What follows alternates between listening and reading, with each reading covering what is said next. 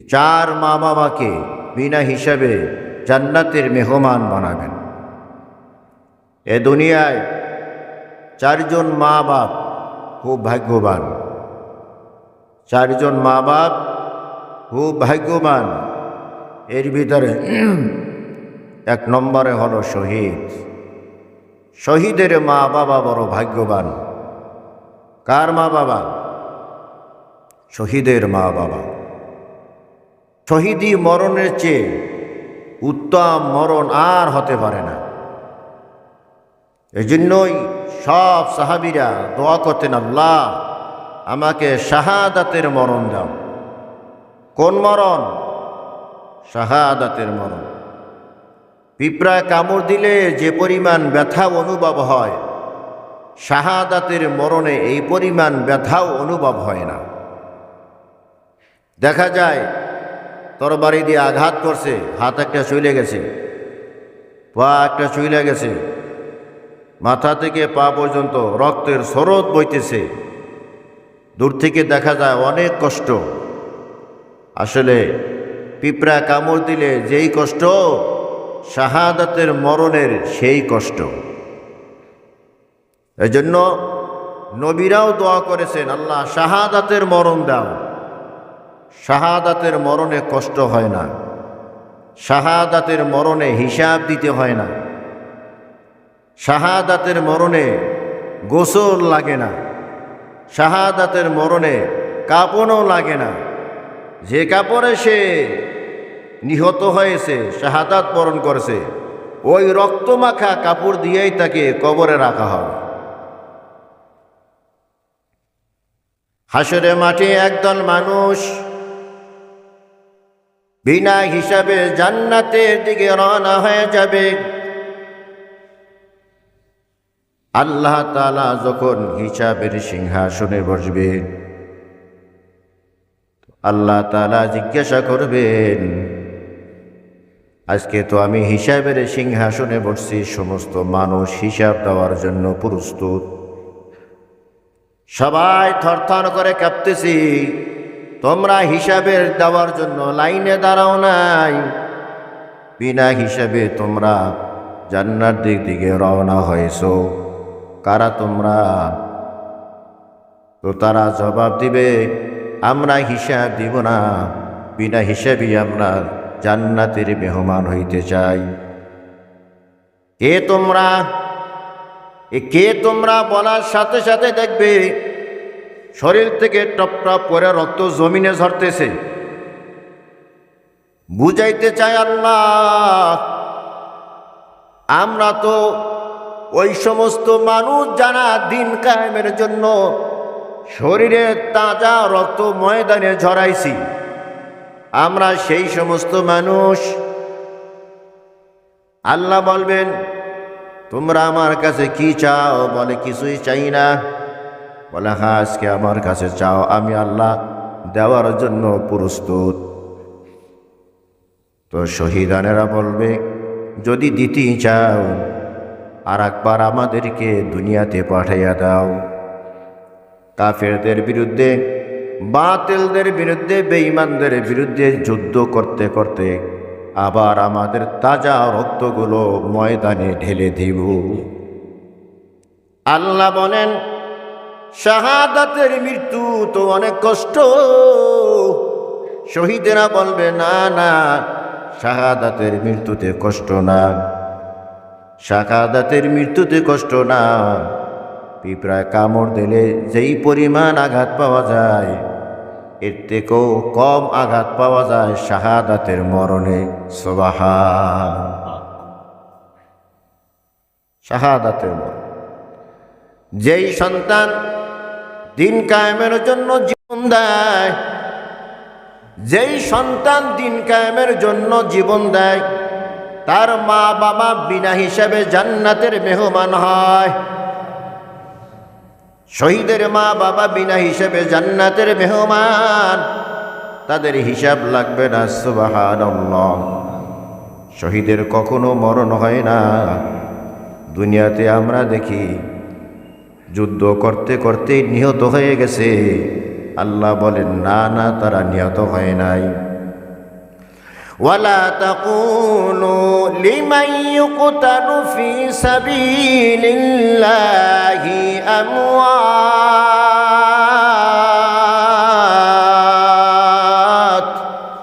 بل أحياء ولكن لا تشعرون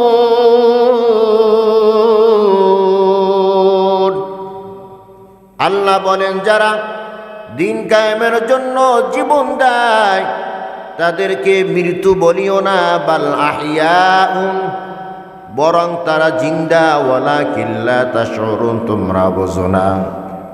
অন্য আয়াতে বলা হয়েছে বাল আহিয়াউন ইনদা রাব্বিহিম ইউরযাকুন।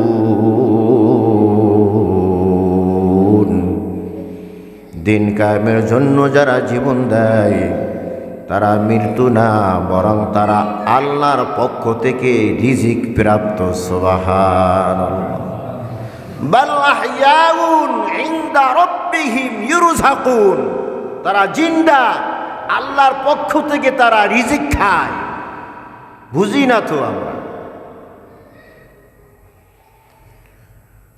আব্দুল্লাহ ইবনে সাবিত রাদিয়াল্লাহু তাআলা আনহুকে রাসূলুল্লাহ জিজ্ঞাসা করেন, বলো তো আব্দুল্লাহ, শহীদ কাকে বলা হয়?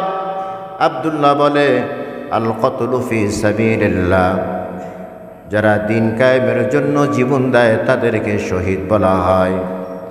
নবীজি বলে, আব্দুল্লাহ, তাহলে তো আমার উম্মতের ভিতরে শহীদের সংখ্যা কম হয়ে যাবে।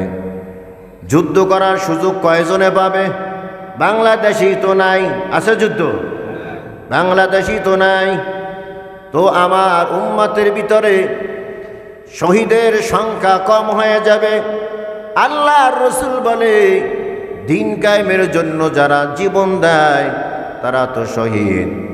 এছাড়াও 7 শ্রেণীর মানুষকে আল্লাহ শহীদি মর্যাদা দিয়ে থাকেন। কয় শ্রেণীর মানুষ? 1 নম্বরে হলো যারা মহামারীতে দুনিয়া হতে বিদায় হয়।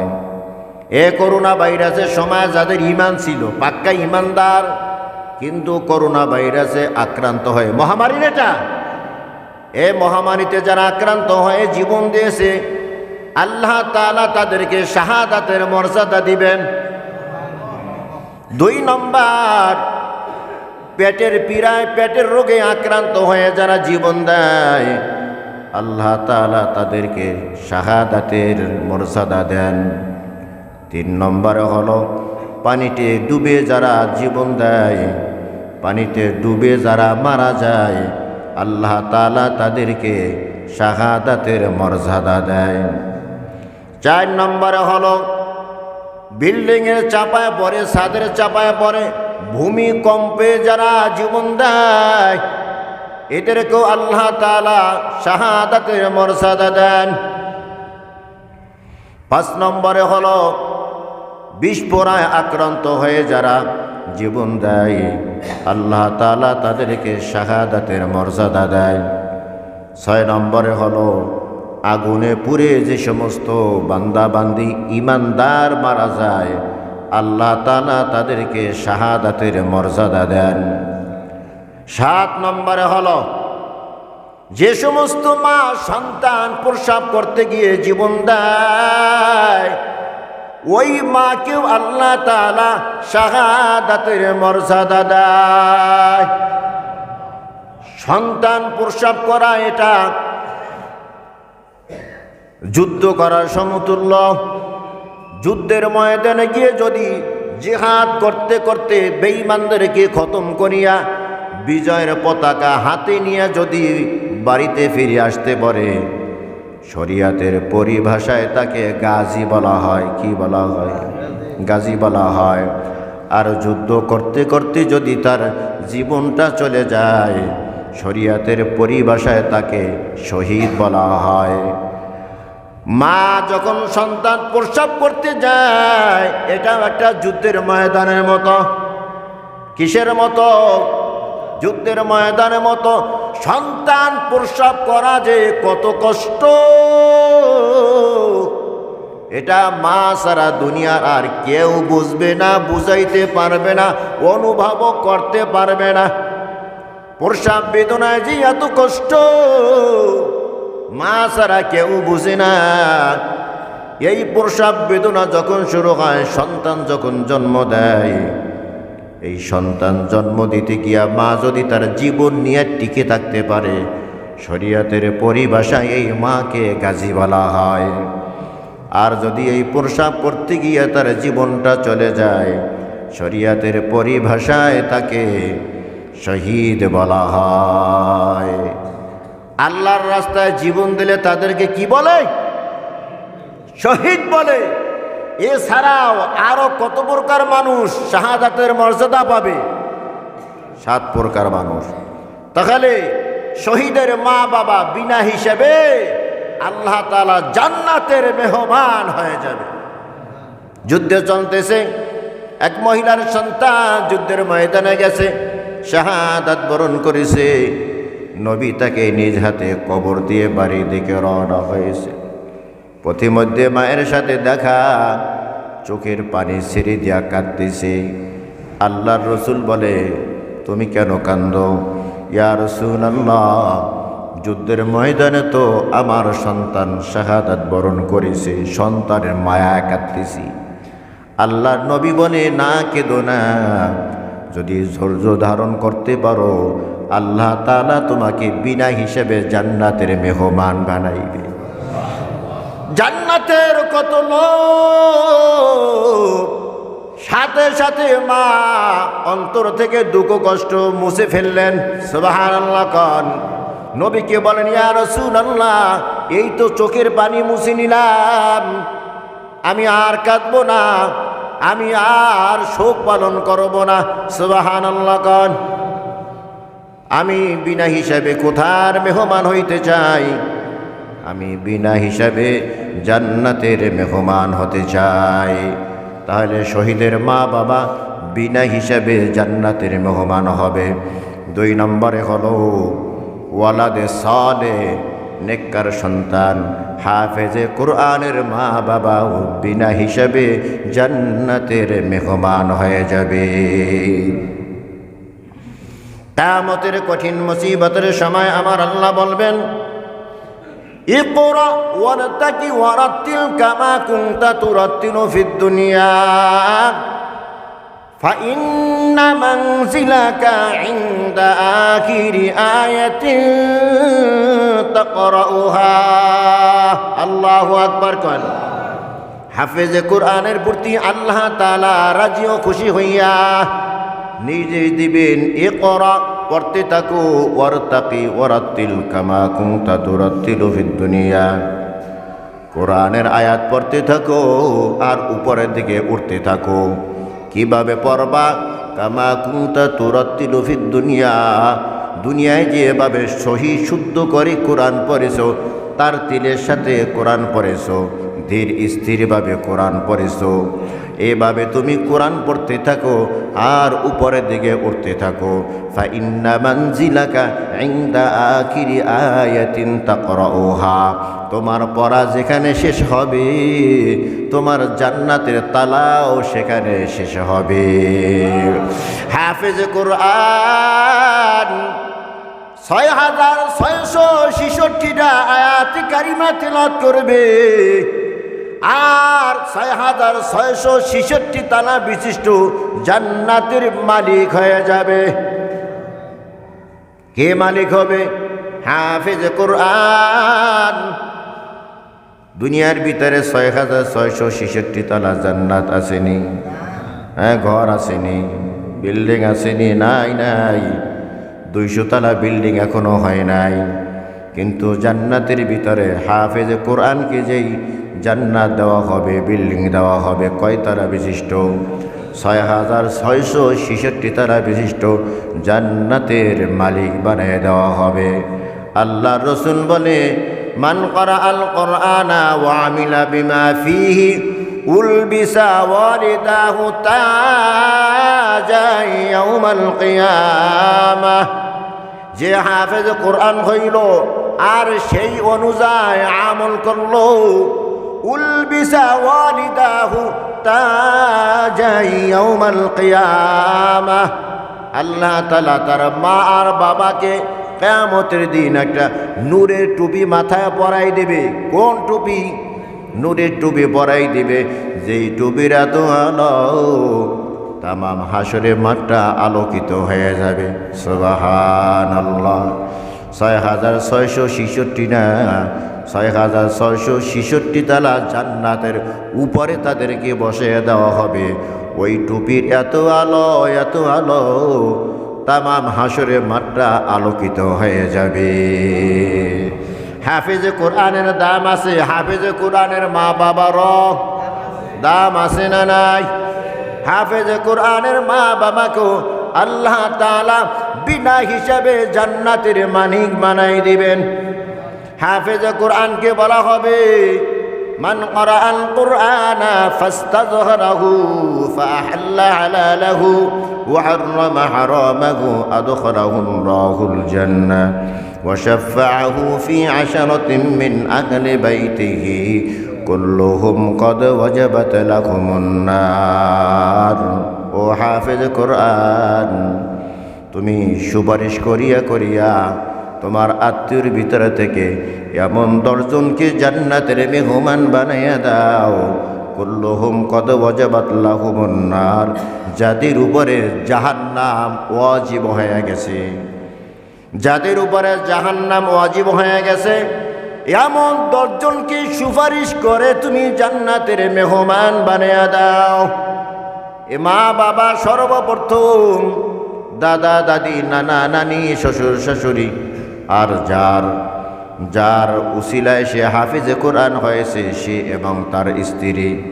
মা বাবাও তো আছে, দাদা দাদিও আছে, নানা নানিও আছে। যার সন্তান নাই, হাফিজে কোরআন বানাইতে পারেন নাই, কিন্তু এখন নাতি আছে, নাতিকে দেন। দাদা হইলে নাতিকে দেন, নানা হইলে নাতিকে দেন। হাফিজে কোরআন হইলে আপনার জন্য সুপারিশ নসিব হবে।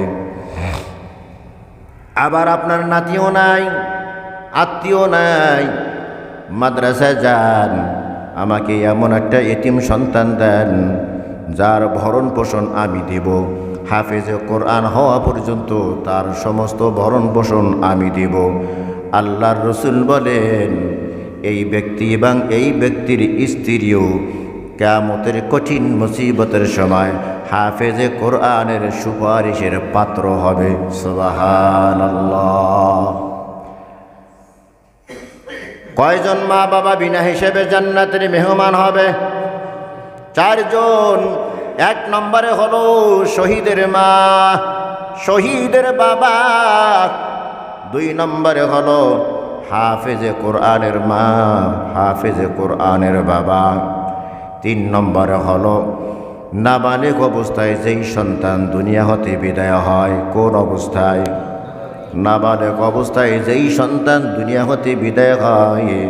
নবী বলেন নাবালিগ অবস্থায় সন্তান দুনিয়া হতে বিদায় হইলে তার জন্য তুমি কান্নাকাটি করিও না, আফসোস করিও না, কারণ এই সন্তান সুপারিশ করিয়া তোমাকে জান্নাতের মেহমান বানাই দিবে। এজন্য সন্তান মারা গেলে চিৎকার দিয়া কাঁদতে নাই। সাহাবী বলে ইয়া রাসূলুল্লাহ সাল্লাল্লাহু আলাইহি ওয়াসাল্লাম, আপনার সন্তান ইব্রাহিম, তাহের এরা তো মারা গেছে, আপনি কেন কাঁদেন? নবীজি বলে কই কাঁদি? সাহাবী বলে কান্নার আওয়াজ পাই না, কিন্তু চক্ষু থেকে তো পানি টপ টপ হয়ে পড়তেছে। আল্লাহর রাসূল বলেন চোখের পানির উপরে আমার ক্ষমতা নাই, তবে মুখের উপরে আমার ক্ষমতা আছে। আমি জবান দিয়া কান্দি না, তবে চক্ষু দিয়া পানি টপ টপ করে পড়ে, এখানে বাধা দেওয়ার ক্ষমতা কারো নাই। অন্তর থেকে পানি এসে যায়। কোন পানি? শোকের পানি। কোন পানি? সন্তানের প্রতি ভালোবাসার পানি। নাবালক সন্তান যখন দুনিয়া হতে বিদায় হয়, মা বাবার কলিজাটা যেন ছিঁড়া যায়। আজরানকে জিজ্ঞাসা করে, আজরান, সন্তান যে মা বাবার কোল থেকে নিয়ে এসো, তারা কি কান্নাকাটি করছিনি? বলে আল্লাহ কান্নাকাটি তো অবশ্যই করবে। তাদের কলিজা যেহেতু ছিঁড়ে নিয়ে এসেছি, চোখ দিয়া পানি তো আসবে। আজরাইলকে জিজ্ঞাসা করে, ও আজরাইল, তাদের যে কলিজা ছিঁড়িয়া সোনার মানিক তাদের কোল থেকে নিয়ে এসেছো, তারা কি আমাকে গালাগালি করছেনি? আজরাইল বলে, না না, গালাগালি করে নাই। সন্তানকে যখন মা বাবার কলিজাটা ছিঁড়া খপ করে টান দিয়ে নিয়ে এসেছি, মা বাবার জবান থেকে বের হয়ে গেছে, ইন্না লিল্লাহি ওয়া ইন্না ইলাইহি রাজিউন।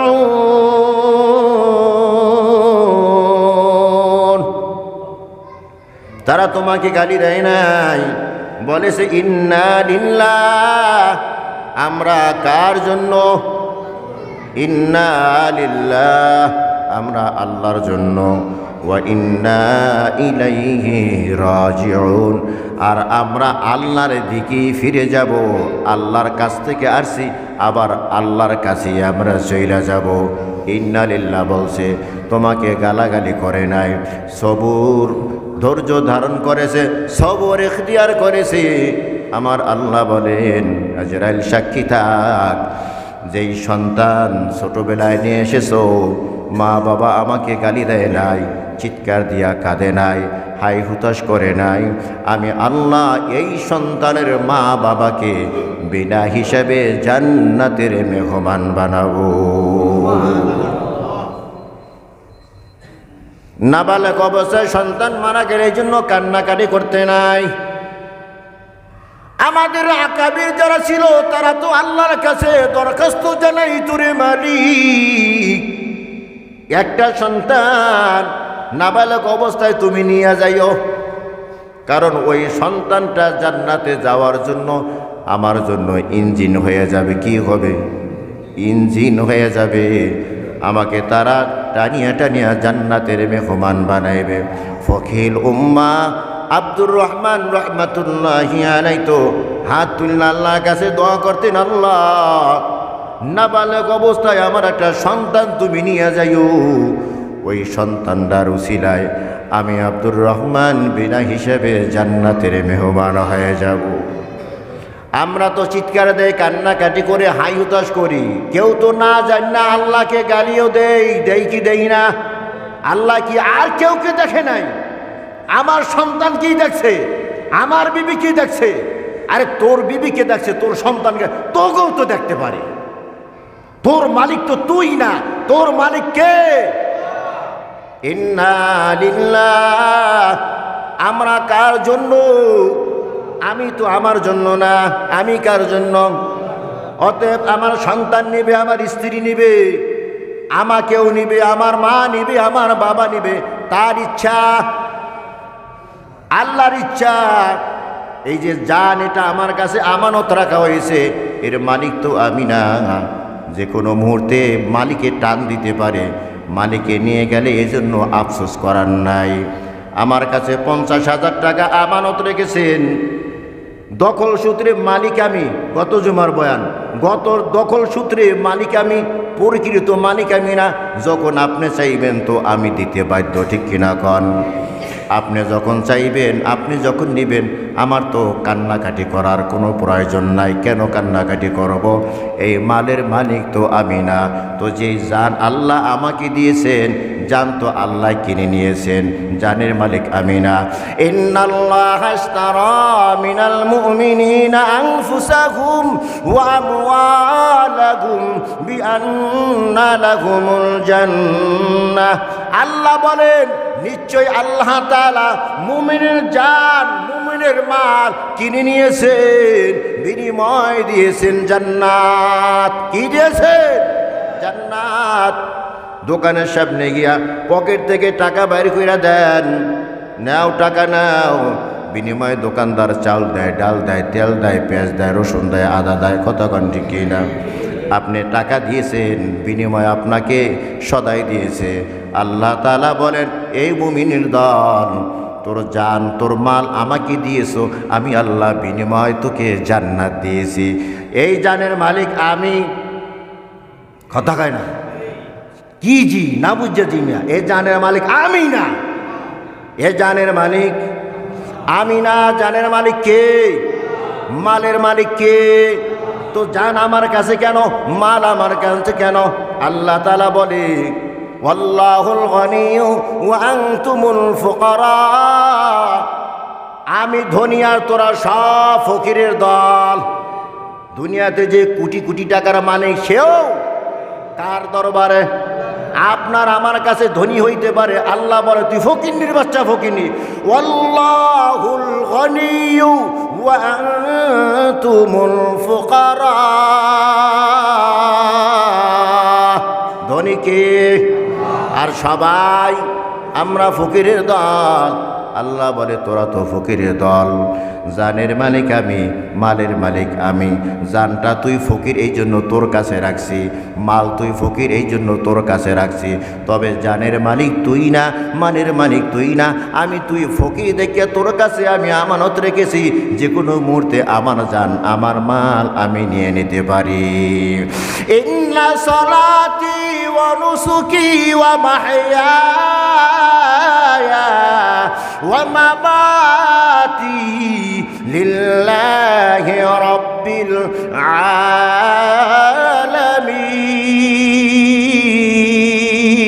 আলামিন। আমার নামাজ, আমার রোজা, আমার হজ, আমার যাকাত, আমার বেঁচে থাকা, আমার মরে যাওয়া, আমার সব কিছু করা কার জন্য? কার জন্য? আল্লাহ তাআলার জন্য। অতএব সন্তান আল্লাহ আমার কাছে আমানত রেখেছে, আমানতের মাল আল্লাহ নিয়েছে, আফসোস করার কিছু নাই। আফসোস না করিয়া যদি ইন্না লিল্লাহ বলতে পারি, বলা উচিত তো ছিল আলহামদুলিল্লাহ। কি বলা উচিত? আলহামদুলিল্লাহ। সুখে থাকলেও আলহামদুলিল্লাহ, দুঃখে থাকলেও আলহামদুলিল্লাহ, সুখে দুঃখে আলহামদুলিল্লাহ আলা কুল্লি হাল, সর্ব অবস্থায় শুকর আদায় করব কার? আল্লাহ। তো সন্তান মারা গেছে, আলহামদুলিল্লাহ যদি বলতে না পারি, ওই মার্কা ইমান যদি আমার না হয়, অন্তত এতটুকু বলি ইন্না লিল্লাহি ওয়া ইন্না ইলাইহি রাজিউন। নবীজি যখন সপ্তম আকাশে চলে গেলেন, দেখে বাইতুল মামুরের সাথে একটা বুড়া বসে রয়েছে ট্যাক লাগাইয়া। সামনে বিশাল মাঠ, মাঠের ভিতরে ছোট ছোট বাচ্চারা খেলাধুলা করতেছে। কতক্ষণ যায়, দৌড়াইয়া ওই বুড়া লোকটার কাছে হাজির হয়। সে মাথায় যখন হাত বুলে দেয়, পিঠে যখন হাত বুলে দেয়, সন্তানেরা কাঁদতে কাঁদতে আসছিল, যখন পিঠের ভিতরে একটা মশা দিয়ে দিছে, সব আবার হাসি দিয়া খেলার মাঠে চলে গেছে। সুবহানাল্লাহ। আবার কাঁদতে কাঁদতে আসে, আবার পিঠে একটা মশা দিয়ে দেয়, সে হাসতে হাসতে আবার খেলার মাঠে চলে যায়। আবার সব ওই বুড়া লোকটার সামনে জমা হয়। বুড়া লোকটা আল্লাহ তাআলার তাসবিহ তাদেরকে শিখাইয়া দেয়। নবীজি বলে ভাই জিবরাইল, এই বুড়া লোকটাকে যার সামনে ছোট ছোট বাচ্চারা জমা হয় আর তাদেরকে আল্লাহর নামের তাসবিহ শিখাইয়া দেয়, কাঁদতে কাঁদতে যখন বুড়া লোকটার সামনে আসে, পিঠে যখন মুসা দেয়, হাসতে হাসতে খেলার মাঠে চইলা যায়। জিবরাইল আমিন বলে ইয়া রাসূলুল্লাহ সাল্লাল্লাহু আলাইহি ওয়াসাল্লাম, এরা হলো আপনার উম্মতের ওই সমস্ত ছেলে মেয়ে যারা নাবালেগ অবস্থায় দুনিয়া হতে বিদায় হয়েছে। এই সন্তানেরা কিয়ামত পর্যন্ত এই বুড়া লোকটার সামনে জমা হইতে থাকবে। কে সেই বুড়া লোক? বলে বুড়া লোকটা চিনেন না? মিল্লাতা আবিকুম ইব্রাহিম হুয়া সাম্মাকুমুল মুসলিমিন। বুড়া লোকটা হলো জাতির পিতা ইব্রাহিম খলিলুল্লাহ। কিয়ামত পর্যন্ত যত নাবালেগ সন্তানেরা দুনিয়া হতে বিদায় হবে, যদি তার মা বাবা মুমিন হয়, তো এই জাতির পিতা ইব্রাহিমের কাছে জমা হইতে থাকবে, তাদেরকে আল্লাহর নামের তাসবিহ শিখাইবে।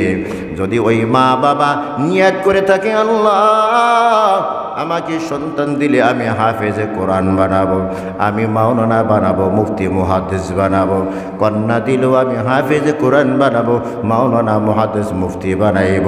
জাতির পিতা ইব্রাহিম পড়াইয়া ওই মা বাবার নিয়ত অনুযায়ী হাফেজে কোরআন, মাওলানা, মুফতি মুহাদ্দিস বানাইবে।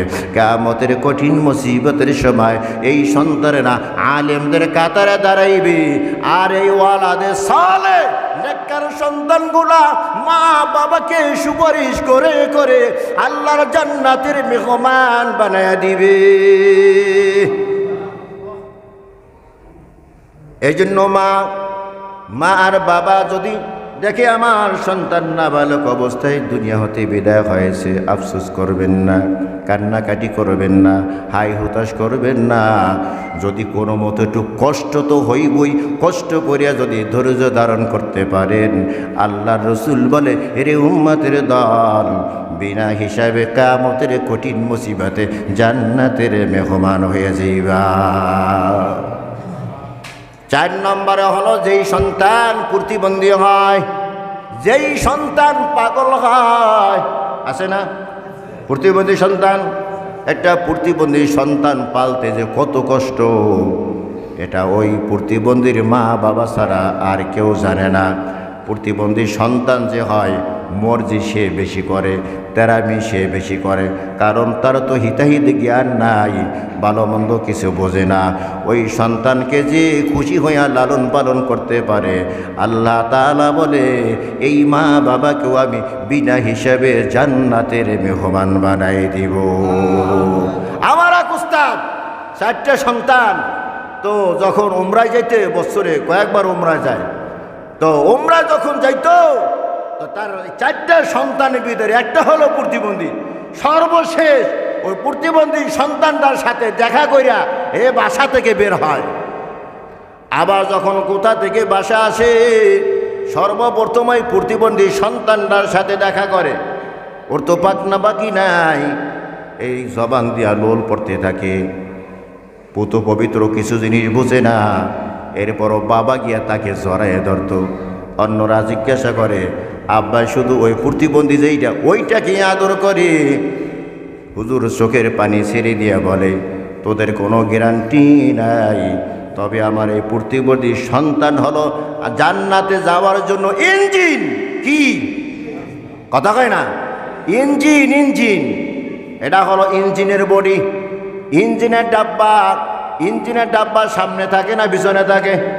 দেখেন নাই রেলগাড়ি? দেখেন নাই রেলগাড়ির ভিতরে শত শত ডাব্বা থাকে, বগি থাকে। একটা বগি থাকে সামনে, ওইটা হলো ইঞ্জিনের বগি।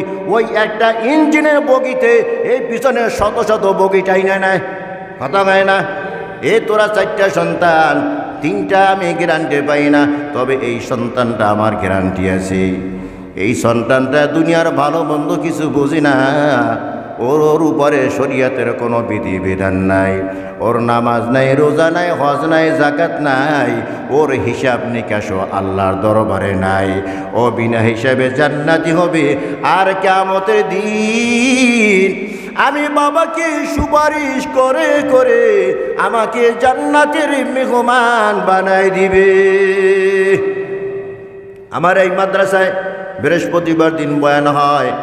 একটা মা প্রত্যেক বৃহস্পতির মাসে বড় একটা সন্তান নিয়ে আসে, এখানে চাপে ধরিয়া বসে থাকে, আবার হঠাৎ করে উঠে যায়, আবার কতক্ষণ উজুখানায় যায়, কতক্ষণ প্রস্রাবখানায় যায়, টয়লেটের ভিতরে দৌড়ায়।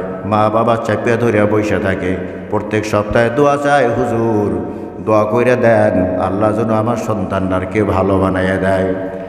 তো বারবার শুধু কান্নাকাটি করে। কালকেও বনে বসার আগে ফোন দিয়া বলে, হুজুর দোয়া কইরা দেন সন্তানটা যেন ভালো হইয়া যায়। যে আমি বয়ান দিলাম, দোয়া হয়তো বা করতে পারি, কবুল করা মালিক কে? কবুল হবে কি হবে না জানি না, তবে আপনি এই প্রতিবন্ধী সন্তানকে যদি পালতে পারেন, ওরে যদি আল্লাহ ভালো করে না দেয়, ওর খেদমত কইরা যদি আপনি যাইতে পারেন, আমি গ্যারান্টি দিতে পারি এই সন্তানটা জান্নাতে যাওয়ার জন্য ইঞ্জিন হয়ে যাবে। সুবহানাল্লাহ। ও মা বলে দোয়ার করা লাগবে না, আমি জান্নাতের মেহমান হইতে চাই, বিনা হিসাবে জান্নাতে যাইতে চাই। এজন্য যাদের সন্তান প্রতিবন্ধী হয় সমাজের ভিতরে তাদেরকে একটু তেরা নজরে দেখে। কোন নজরে দেখে? তুমি তেরা নজরে দেখো, তোমাকেও বানাই দিতে পারে কে? আল্লাহ। তুমি বলো এ কোন আকাম জানি করছে, গ্রামের ভিতরে প্রচলন আছে, কোন আকাম জানি করছে, এই আকামের শাস্তি দিতেছে। আরে বেকুব, আকামের শাস্তি দিতেছে না, ওকে আল্লাহ কবুল করছে, ওরে জান্নাতের মেহমান বানাইবে। কি বানাই নেবে? কি বানাইবে? জান্নাতের মেহমান বানাইবে। তুমি তাকে কেরা নজরে দেখো না, তার নসিব ভালো, তোমার আমারটা খারাপ, ওর নসিব ভালো, ওকে আল্লাহ তাআলা বিনা হিসাবে জান্নাতের মেহমান বানাইতে চায়। কয় শ্রেণী মা বাবাকে আল্লাহ বিনা হিসেবে জান্নাত দিবেন? 4 শ্রেণী। 1 নম্বর শহীদের মা বাবা, 2 নম্বর হাফেজ কোরআনের মা বাবা, 3 নম্বর নাবালেগ যেই শিশু দুনিয়া হতে বিদায় হয় তার মা বাবা, 4 নম্বর পাগল সন্তান প্রতিবন্ধী সন্তানের মা বাবা বিনা হিসাবে জান্নাতের মেহমান হয়ে যাবে। আল্লাহ তাআলা আমাদের যেন জান্নাতের মেহমান হিসাবে কবুল করে নেন, আমাদের হিসাব যেন আল্লাহ সহজ করে দেন। আল্লাহুম্মা হাসিবনি হিসাবান ইয়াসীরা, আল্লাহুম্মা হাসিবনি হিসাবান ইয়াসীরা। ওয়া আখিরু দাওয়ানা আনিল হামদুলিল্লাহি রাব্বিল আলামিন।